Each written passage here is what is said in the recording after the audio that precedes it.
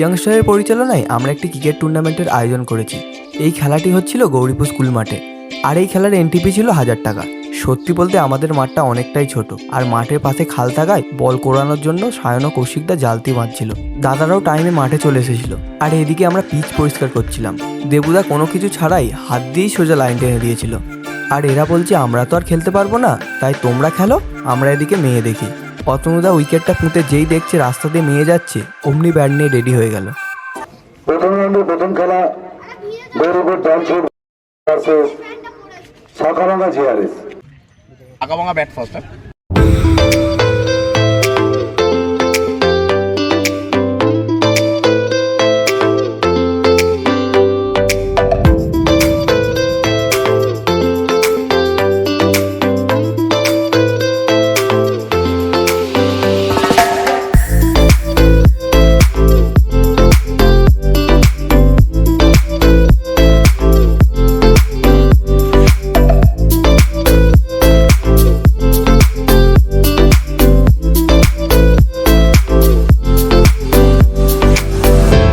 প্রথম রাউন্ডের প্রথম খেলায় জিতেছিল শাখাভাঙা জিআরএস।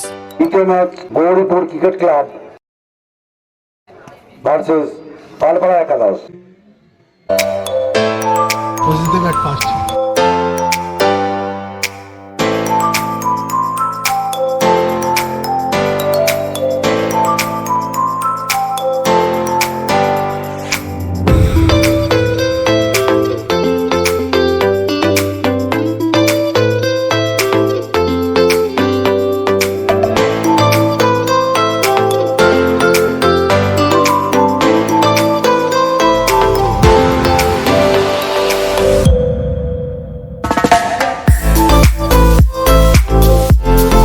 প্রথম রাউন্ডের দ্বিতীয় খেলায় জয়লাভ করেছিল পালপাড়া একাদশ। খেলা নিউ ভেঞ্চার ভার্সেস বিল্লাপুর।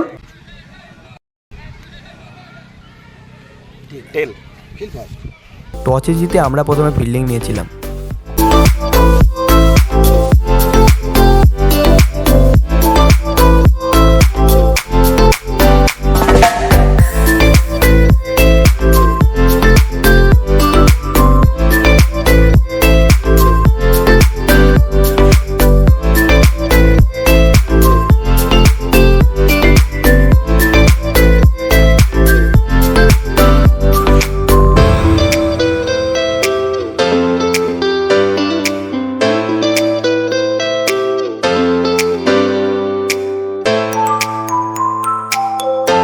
প্রথম রাউন্ডের তৃতীয় খেলায় জিতেছিল বিল্লাপুর ইয়াংস্টার। আমাদের চতুর্থ খেলা